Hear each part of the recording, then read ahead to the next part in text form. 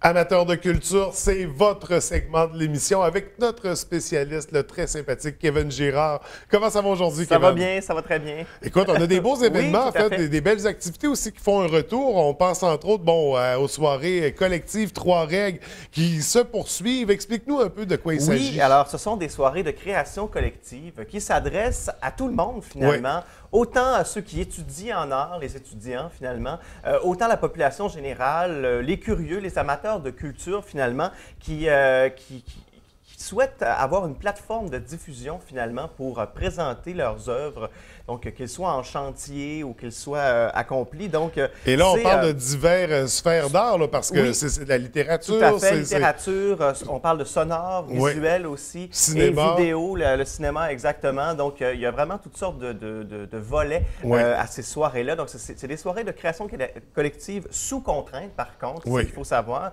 c'est qu'on sait dans un délai très court, on sait le thème de la soirée et on vous demande de créer rapidement quelque chose. Parce que c'est un événement mensuel, hein, c'est bien ça? Oui, aux 2 semaines, je crois. Aux 2 semaines? Je ne me trompe pas. Donc, c'est les délais qu'on a pour la création. Tout à fait, exactement. On sait donc presque une semaine à l'avance quel sera le thème de la soirée. Et puis là, on peut soumettre des idées, des œuvres qu'on va souvent peut-être accomplir aussi sur la scène, en direct.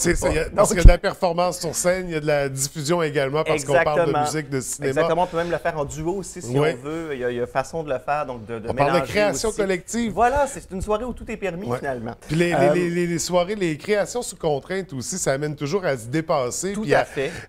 Ça donne des résultats souvent qui sont à tomber par terre. Là. Oui, vraiment, on peut être très surpris en tant que spectateur quand on va voir ce type de soirée-là. Et là, on dit sous contrainte, mais quelles sont-elles, ces 3 contraintes-là? D'abord, le temps de création est important. Il faut savoir que l'œuvre doit être produite dans les délais respectifs de son volet, donc on l'a dit tout à l'heure. Le temps de création est très important. Ensuite, la durée et le format de présentation est important. L'œuvre ne doit pas dépasser 5 minutes lorsqu'on est en vidéo, lorsqu'on est en littérature. Parce qu'il y a beaucoup de choses à présenter aussi le soir même. C'est aussi une contrainte de mettre ça court dans le temps. Si on a une œuvre visuelle, ne pas dépasser 24 pouces ou 61 cm. Et finalement, bien entendu, l'originalité ou la légalité doit être légale sur les droits d'auteur. Donc, on doit avoir créé notre œuvre, finalement. Oui, tout à fait. Alors, donc, la prochaine soirée, le thème, c'est Cubicule. C'est donc la soirée du 21 novembre 2017. La date limite pour soumettre son idée, son œuvre, c'est le 19 novembre à 20 h. Donc, vous pouvez vous informer sur www.3reg.ca, 3 en chiffre REG. Et la soirée aura lieu donc au 401A Racine Est le 21 novembre 2017 à 20h30 sous le thème Cubicule. Alors, allez voir ça, c'est plein de personnes qui sont des passionnés de culture et qui vont vous offrir des belles œuvres. Et là, on a donné l'adresse pour le nouveau lieu de diffusion parce que c'était au Sous-Bois que ça se faisait. Oui, c'est ça. Mais là, le Sous-Bois, il est fermé. Donc, on a une nouvelle adresse et peut-être que ça va risquer de changer dans les prochaines Donc, ça fait plus d'espace aussi. Qu'on participe, qu'on veuille seulement assister. C'est vraiment de superbes soirées. On va poursuivre avec les Têtes heureuses qui présentent Britannicus de Jean Racine. Oui, alors, 2 grandes personnes du monde du théâtre, Rodrigue Villeneuve et Hélène Bergeron, se sont encore une fois unies par passion pour recréer finalement une œuvre théâtrale. L'année passée, on sait qu'après plusieurs années, les Têtes heureuses étaient revenus avec les Anges des Fontaines Bourbeuses. Et là, cette année, ils présentent un classique de Racine, Britannicus. Du 15 au 26 novembre 2017, du mercredi au samedi à 20 h et le dimanche à 16 h. Ce sera à la salle de concert du Conservatoire de musique de Saguenay. Ça risque d'être intéressant avec le décor de cette salle-là. Hein. C'est quand même assez classe. Donc, d'assister à une œuvre comme Britannicus où c'est passion et folie qui sont en cause, finalement. Alors, ça risque d'être très intéressant. Donc, juste pour l'ambiance du spectacle. Les billets sont de 25 $, 22 $ étudiants. Et vous pouvez réserver sur la page Facebook de Britannicus en tapant pour l'événement ou au 88 545 5011 poste 50 97. Donc, qui on va retrouver dans cette pièce-là? On va retrouver plusieurs grands comédiens du Saguenay-Lac-Saint-Jean. Éric Chalifour, Martin Giguère, Sarah Moisan, Christian Ouellette et Bruno Paradis. Et une nouvelle, Marie-Lou Guay, qui va être sur scène, donc qui fait ses premières armes au théâtre, mais qui est très, très talentueuse.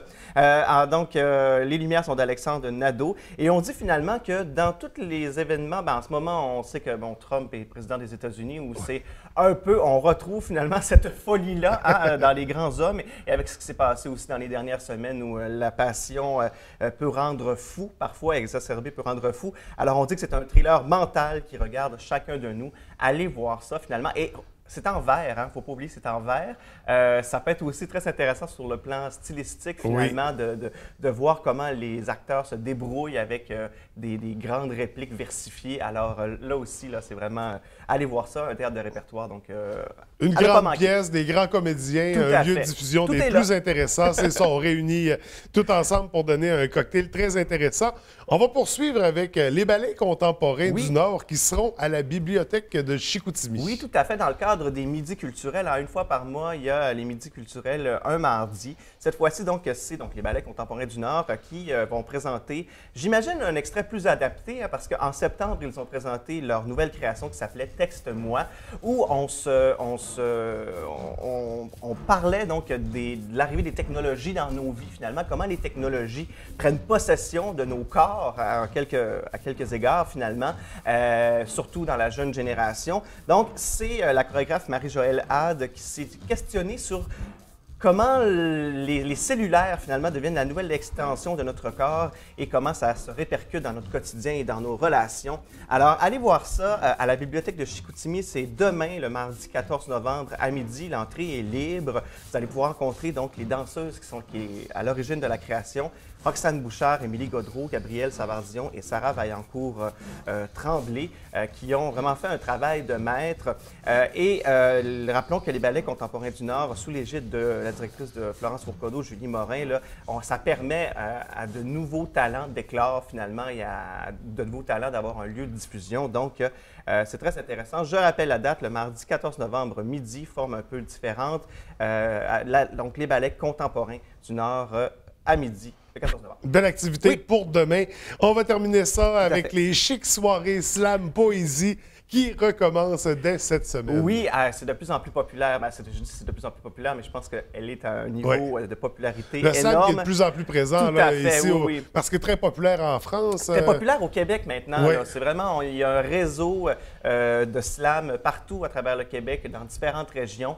Et les gens peuvent participer donc, dans toutes les régions et aller jusqu'à la grande finale de Montréal pour peut-être même aller à la grande finale de Paris. Donc, et on a la chance d'avoir ça donc, dans la région. Rappelons qu'est-ce que le slam. Le slam, c'est une forme de poésie urbaine où le rythme est important, où même l'interprétation aussi est très importante. Est-ce qu'on met ça dans la catégorie du rap? C'est pas vraiment du rap. Il y a quelque chose qui se ressemble. Le rap est plus musical, si on veut. Oui. Parce que là, c'est vraiment des textes qui vont être c'est ça, c'est des textes. C'est pas de la musique. Mais l'élément du rythme est très important quand même. Et c'est vrai qu'on va retrouver une très grande musicalité dans les poèmes des slameurs, finalement. Et c'est très urbain. Alors, on va rire des fois, on va se questionner sur des enjeux sociétals. Donc, c'est de façon vraiment magistrale. L'interprétation est très, très importante. Alors, venez découvrir ça. Je vous rappelle, donc, le 14 novembre, au bar à Piton à 20h, ça recommence. L'entrée est seulement 5 $. Il faut vraiment en profiter. Et rappelons que c'est 9 soirées qui seront présentées sous forme de match. Hein. C'est donc une douzaine de slammeurs qui se présentent durant la soirée. Et il y a des gagnants. Il y a un gagnant qui ressort et qui va devenir finalement le finaliste pour les dernières soirées et possiblement se rendre à Montréal, donc participer donc, à la finale provinciale. Donc voilà, le 14 novembre, au bar à Piton à 20h, c'est un rendez-vous. Une autre belle soirée en perspective. Kevin, c'est ce qui fait le tour de nos sujets qu'on présentait ce matin. On se retrouve dans 2 semaines? Dans 2 semaines. À très bientôt, merci.